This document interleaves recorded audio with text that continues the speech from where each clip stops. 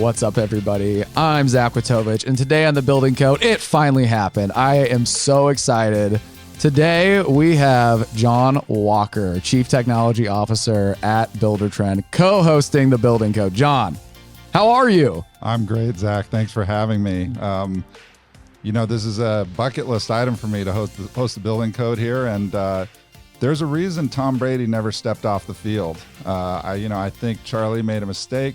He went on vacation for his honeymoon to Italy. Big mistake. You don't step off the field like that. I am instantly, we're capturing this moment. We're saying, sorry, man, you leave and your job's gone. And Jon is here to stay. Well, thanks. I appreciate that. And I just want to point out, if you can check us out on YouTube, Jon and I we matched. We're wearing the same outfit. We're like, look at these professional podcasts. It took 1 hour for the Chief Technology Officer to be like, we got to spruce this up a little bit. Yeah, anything I can do to outshine Charlie, I'm doing here. Well, it's not an easy bar to clear, but good thing you're so tall, and you just stepped right on over it. Yeah, I should be careful. I might get hate mail. I know people love Charlie, especially his parents who listen to this, and so I need to be careful. That's here. right. This is probably a one-time thing, but man, it's fun to be on this. I don't know. It's a one-time thing, don't write the check before we cash it, Jon. Yeah, Let's see how we do today. We'll let the people decide. They're like, oh, we want the CTO. Like, who are these directors? They don't mean anything. Yeah, you're right. You're right. Definitely Charlie's out of a job. Yeah, right. Well, if it's any consolation, Charlie's hanging out in Tuscany, Italy for his wedding. So, at the end of the day, hopefully he's feeling relaxed and refreshed. Let's talk a little bit about our guest today. So we have Booker Washington. He's the CEO and founder of Techie Homes. He makes, wait for it, tiny homes in Atlanta, Georgia. Wow, that's amazing. I'm 6'9". I can't wait to hear this episode. I know. I'm gonna ask if we can get pictures of you kind of stuffed into one, and it's like anybody can live in a tiny home. Great advertising, Yeah, it's really cool. We'll have to talk to Booker about that. I love that name too. I've heard that it's inspired by the inventor, which is really cool. Yeah, I feel like it can't be a coincidence, but let's not belabor any further. Let's get him in here. Let's talk a little bit about tiny homes. Booker Washington, welcome to the Building Code. It's great to see you. Thanks so much for spending some time with us today. How are you? Absolutely, man. Zach, I'm doing great. Nice to see you. Yeah. How are things down in Atlanta? Oh, it's heating up in good old hot Atlanta. Yeah. It's the start of good spring, and we're going into summer. So things are heating up, and it's heating up in our world of Techie Homes too. That's awesome. Well, that's good to hear. And you were just saying that you're actually a podcast veteran, so no pressure. I have a little different expectation when we have someone who has been on a podcast before. You don't get that, first time. Yeah, just one or two. I've been on one or two. That's right. All right. Well, this is the best one you've been on, right? Absolutely. This is the one I've been looking forward to. I love it. Well, it's great to have you. And we wanted to talk to you a little bit about your business and talk a little bit about what you're doing down in Hotlanta, talking about tiny homes, which is even better because my special co-host today, Jon Walker, is 6'9". Yeah, I'm 6'9". I'm really curious about this. Yeah, he's like, what can we do to help our not vertically challenged folks in the world, find affordable housing and accommodations? Because it's not just it's all of us that could be affected by sustainability, right? And that's what we're going to talk about a little bit today. So before we get into that topic, and we're going to have a lot of fun today, why don't you just tell us a little bit about yourself, in your business and your story? Yeah, sure. I mean, my name is Booker T. Washington. I am the CEO and founder of Techie Homes, also CEO and founder of South Park Cottages. A little bit about my background before I get into the development stuff. I've spent most of my career actually being a human resource executive. I spent a lot of time in some large corporations like Atlanta Falcons, Tesla, HelloFresh, and I spent a lot of time really building businesses and really utilizing human capital to really make companies great. And in my belief, home building development is about people. Robots don't live in homes, humans live in homes. And so I became very versed in learning everything about the impact to the human cost. So it naturally led me into building and developing homes that impact people. And that's what leads me into what we do with Techie Homes and South Park Cottages. South Park Cottages is the nation's first minority-built micro home community. It is 29 homes between 380 square feet and 625 square feet.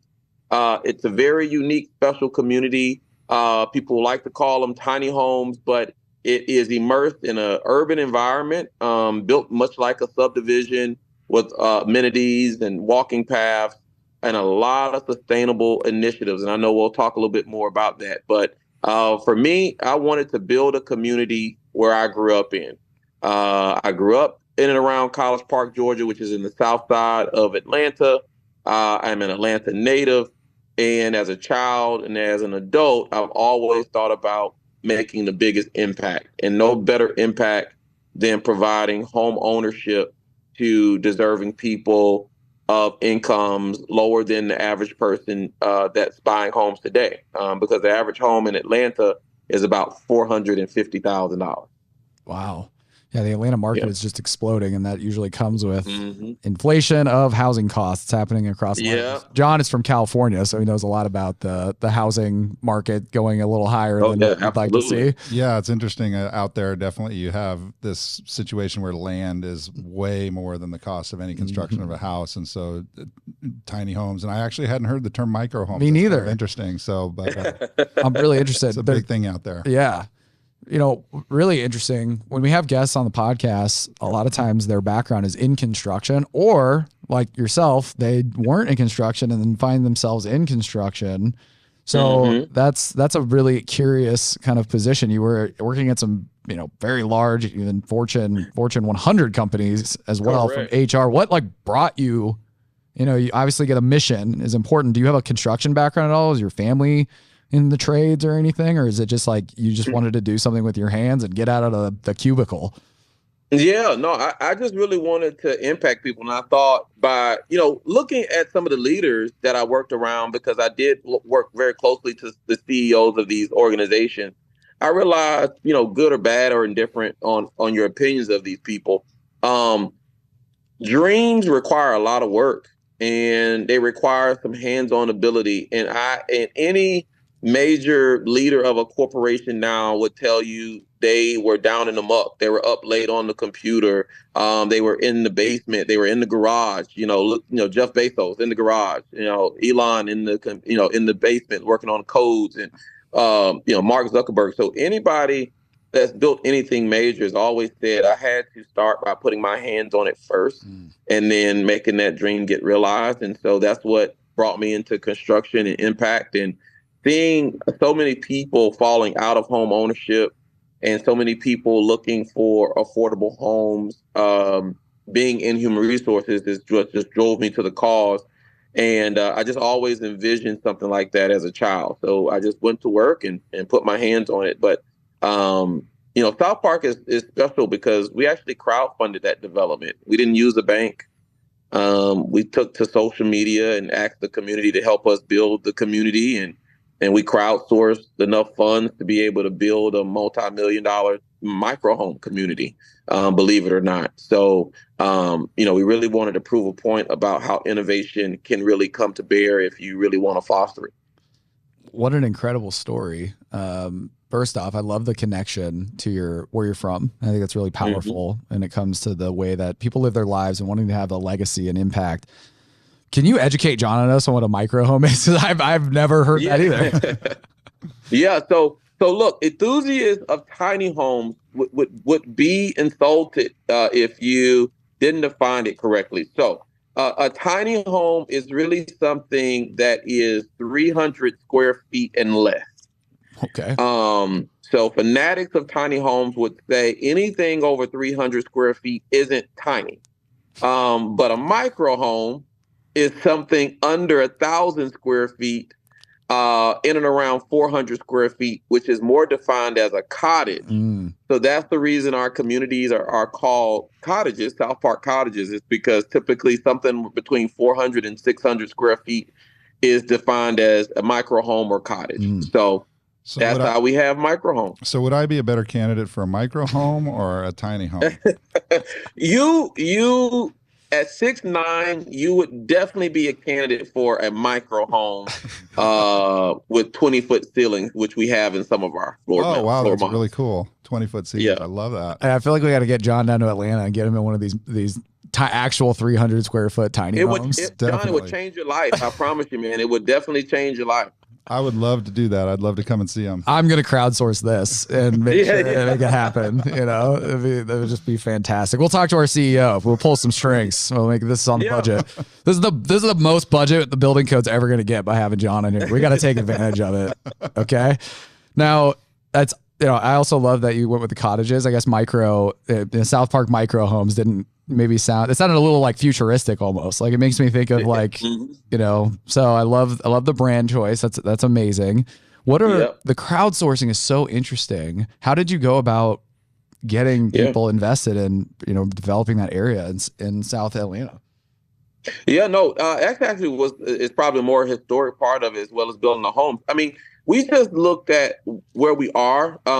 As John said earlier about land costs and things, there's so many factors against construction right now that you just can't go with the status quo. And building can be expensive, especially when you're talking about building a density of homes. And that's another reason why inventories are low and builders aren't building as fast as they used to. So, and a lot of it has to sometimes do with funding.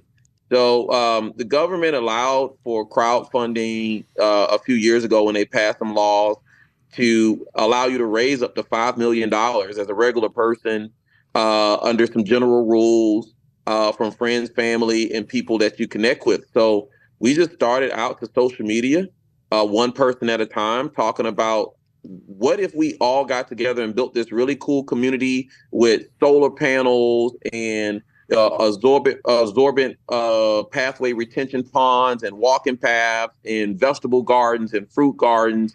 That would be really dope. And the more I talked to people, the more they said, well, if you're brave enough to do it, I'm brave enough to do it. So here's $500. But $500 led to $1,000, and $1,000 led to $5,000.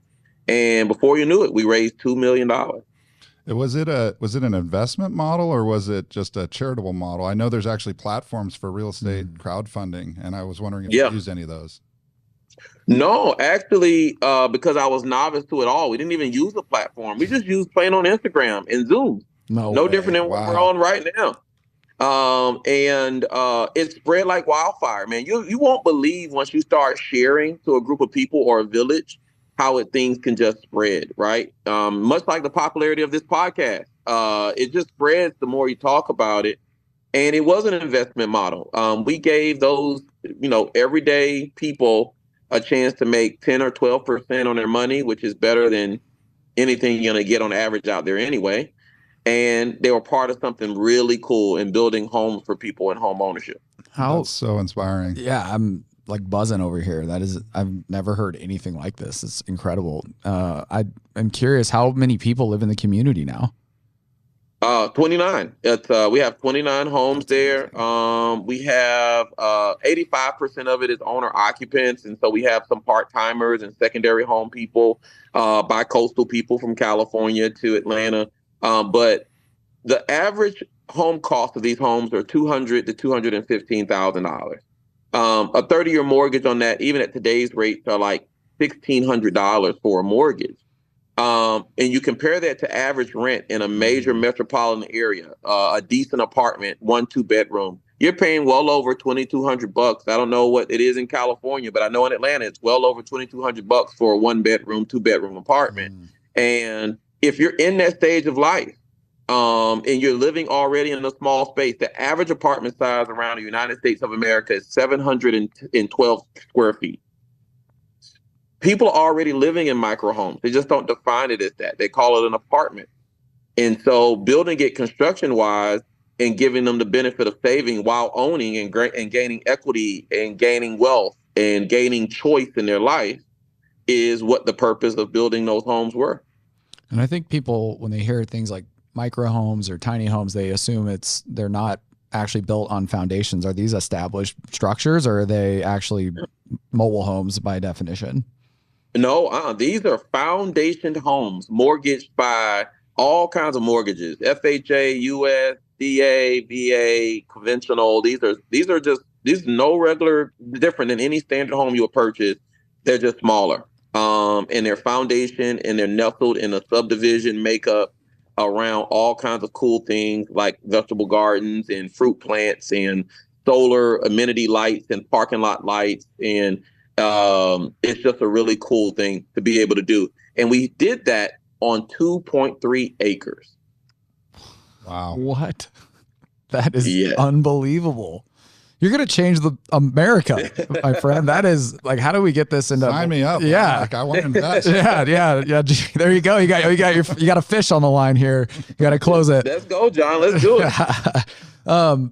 Yeah, I guess so. You did it in this neighborhood, and you have plans to expand it, to do more. Are you going to follow the same model? I mean, I imagine you're just getting started. I'm only half joking about changing affordability for homes, but like, what's your long-term vision? Yeah, no, absolutely. I mean, the other part of the story of South Park Cottages is we sold out of those homes, fully contracted all of those homes before we even broke dirt. And it also tells you a lot about the demand of affordability and home ownership. And so we already are into our second community, Union Park Cottages, located in Union City, Georgia, also a suburb of south of Atlanta in the major corridor of Atlanta. And that community is already halfway sold out. And we just broke ground 3 weeks ago.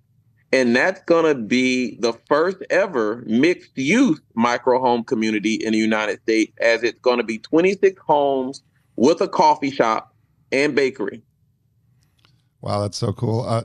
It leads me to a question of there's a notion with affordable homes that sometimes there's a negative viewpoint around them, and it seems like you're doing something so different that it's a real positive. Like, how do you feel it affects the community around you to build these developments, and what's the positive impacts to the community?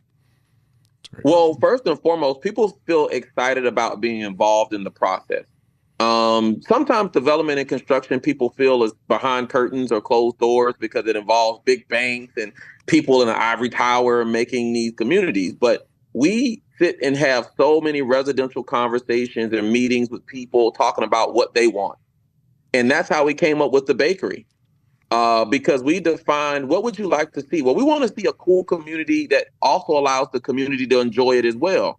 So we made the bakery and a lounge for people outside the community that don't own homes to come. And then we built the homes in a great sustainable way.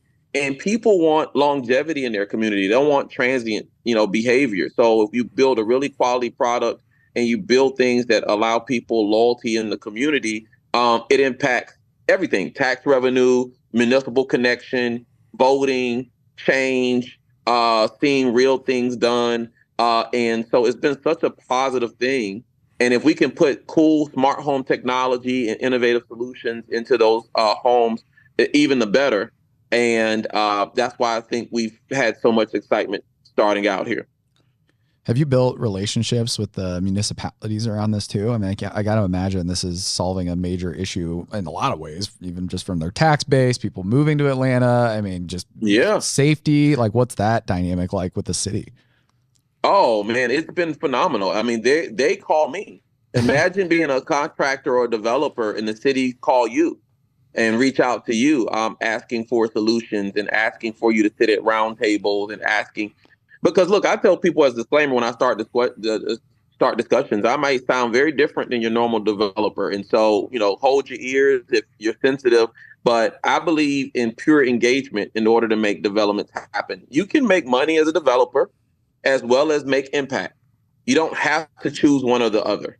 I think people feel that developers are forced to choose one or the other, but you really don't if you really want to make it happen. And so the cities really reach out to us and thank us for not just building beautiful community, but engaging them, asking them for what they want, and leaning in and saying more yes than no, and not being really obstructionist. Because we bought the land of South Park Cottages late 2022. We changed it from a single family residential zoning to a cottage dense zoning entitlement in 3 months. Wow. Broke ground in 5 months and built the entire community in 18 months. And it's just now May 2024. I love the stuff where it could apply to lots of builders, and there's a lot of builders that have to work with communities, and some of them that are even doing like affordable homes. And so it seems like it's really interesting. Kind of the thread I picked up on there is that you were really listening to all the parties involved. It's funny, that's Zach and my jobs. Is Zach works on the customer success team. I work with building the product, and a big thing that we're both a big part of is listening to customers and understanding their needs. And it's just, you seem to just have really latched onto that very successfully. Yeah, and the thing that I actually have a background in political science, so we studied like public policy, and so I have friends in that academic space, and we talk about this stuff a lot. And they're like, "What are you hearing from your customers, and how are they addressing these issues?" Because they are building in a different macroeconomic environment. We're getting real above the actual depth here. But what's interesting is I always respond, or I would even tell my students when I was a teacher, people are really good at innovating. They will find ways to solve the problems based off the cards that they're dealt. And Booker, man, you're doing it. It is just like so amazing to hear that you're tackling bureaucracy, building relationships, improving the community. I mean, it's just, I want to plaster this all over this is just really, really cool stuff. I mean, shout out to you and the team. How many people are working with you now within Techie Homes? Obviously the driver of making this happen.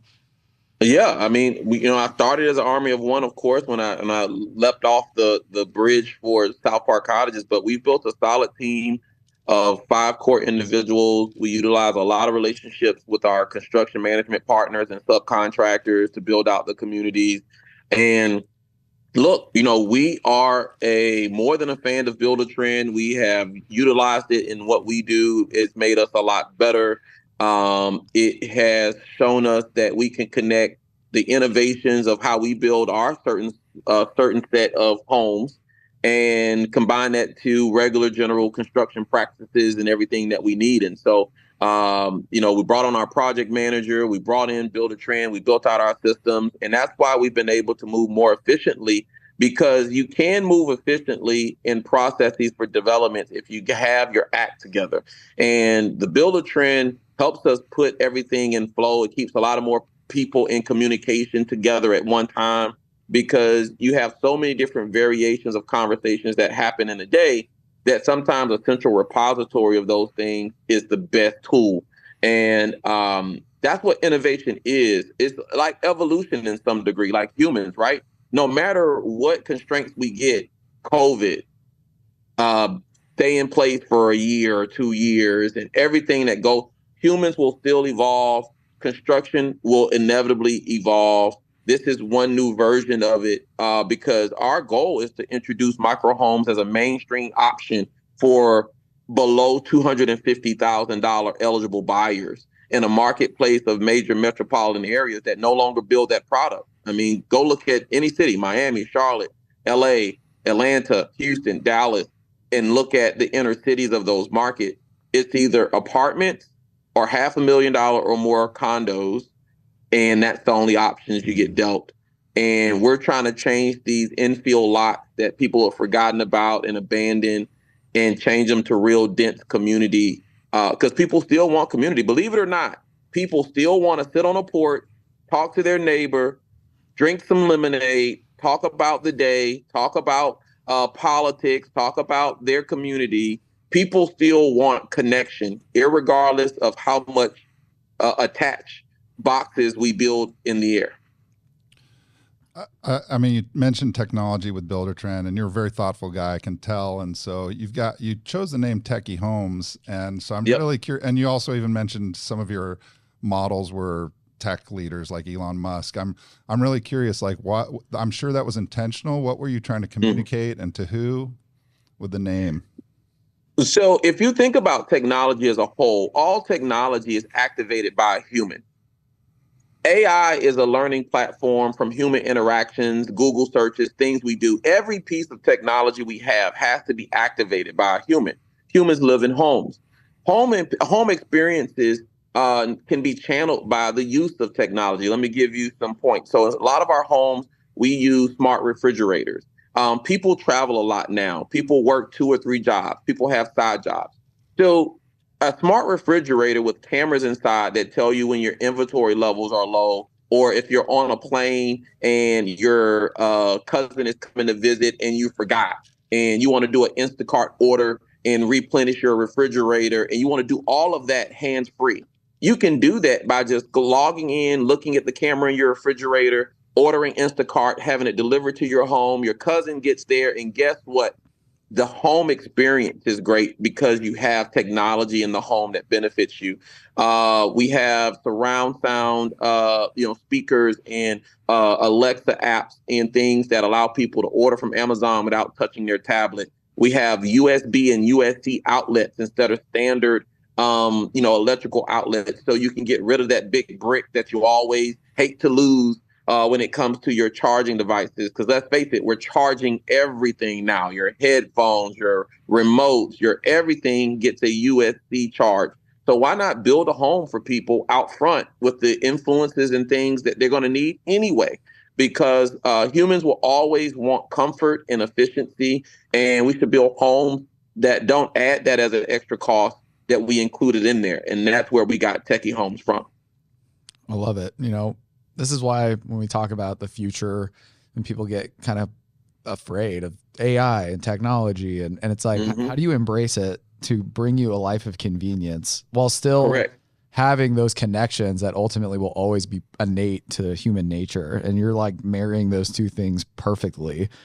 One other thing related to the ability to get people into these homes, have you created or worked with financial institutions to help, bring like programs to get people into these houses? Like, what's your profile of getting individuals to access these homes? And how does that process work?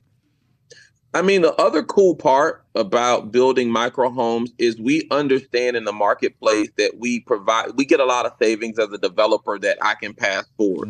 So we communicate and work with the different governments for down payment assistance. But one cool thing that we're able to do is we're able to, based on the affordability of building a smaller size home, is pass those forward. So for example, in South Park Cottages, the developer and the development provided $180,000 in down payment assistance to all of those buyers.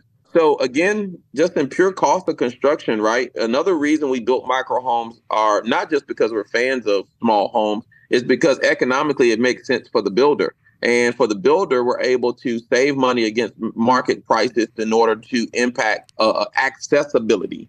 A big term we use is not just affordability, but accessibility. And accessibility means that people do have diminished savings. How can you impact those savings by builder credits and different things that you can do? And then by doing that, you allow the other entities, the municipal governments who have down payment assistance, or even FHA or other organizations that provide those things, to be additive to what you're doing. And you're not restrictive as a builder in getting people in the homes. That's the main reason why we sold out of our homes before we ever built them, is because they were just so doggone accessible to people of many different incomes. The average home price in Atlanta is $437,000. The average person that can afford that home needs to be making over $125,000 or household. The average income in America, 79% of Americans make less than $60,000.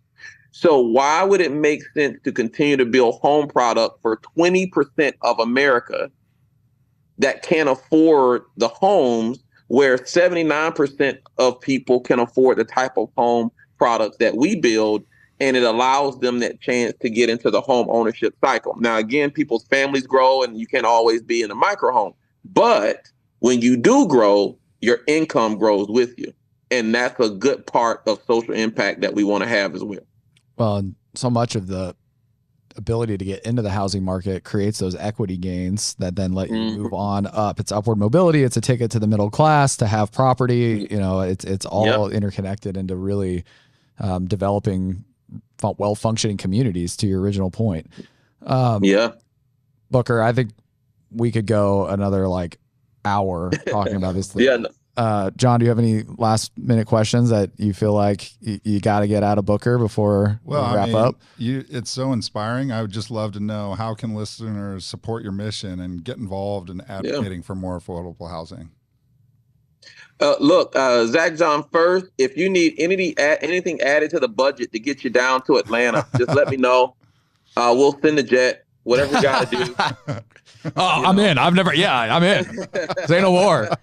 Zach with the jet. Easy. All right. We're keeping this in the episode, everybody. Don't edit this part out. But no, we just encourage people, follow us. We're at, you can follow me at Mr._Booker_T, or follow our organization at Techie Homes, all one word. Visit the website, techie-homes.com. You will see our exciting communities, our floor plans, our innovative things we're trying to do. And we just ask you to, if a micro home isn't for you, share it to someone that is. Affordability is in both spectrums of the economy. It is not just for people starting out, it's also for people starting over. You have people that are downsizing, you have people that are empty nesters. You have that version of the economy as well, and they also want affordability and great home choice and experience. So if you're just, part of just innovation and great cool things, follow us, spread the word, get involved, listen to this podcast, first and foremost, and continue to spread the word on building more communities like this around America. Amazing. Awesome. Booker, you're an inspiration. It was so great to meet you, and you will be coming back on the building code, okay? We will. Hey, whatever you guys need, I'm here. Love what you guys are doing. Product is phenomenal. I can't sing its praises enough, and it supports what we do, right? We can't do cool things without cool products, and Buildertrend's a cool product, and whatever I can do, guys, just let me know. Thank you so much. We'll definitely be in touch. Awesome. We just had Booker Washington, CEO and founder of Techie Homes, here on the Building Code, and our special co-host, Chief Technology Officer Jon Walker. I always ask Charlie, what'd you think? What'd you think?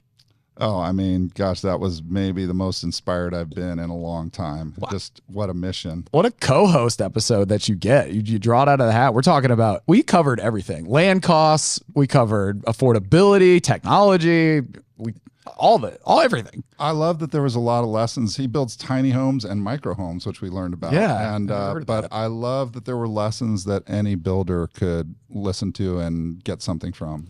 Yeah. I was sitting listening, and all I could think was, this really aligns with Buildertrend's change the way the world builds. That phrase is about the technology, obviously enabling people to build homes in a different, smarter way. But it's also like that ethos, that mission to really push the industry forward too. And Booker he's doing it. And it's amazing.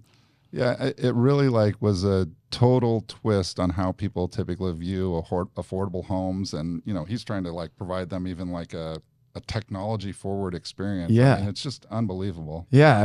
I can't wait to really deep dive on the development and check out the website. If you're a listener, he dropped it. It's techie-homes.com. Go check it out. I certainly will. I want to see these communities. I'm not even joking. We joked about flying down. I want to just go see it, because I just feel like it's almost aspirational in a way. A lot of communities need this type of innovation in cities across America. I love that you got a show notes drop in there. So that's good. Hey, we got to honor our boy Charlie, even when he's not here, right? We're making a trip down to Atlanta. I'm going to make this is going to be an extra special episode, and that we're going to follow up and we'll go down together. Oh, we're going to get a whole series out of it.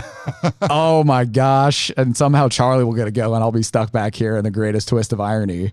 You can't replace a star on a movie series that's really hitting it out of the park. So, Charlie's he's going to be out for Things are looking shaky.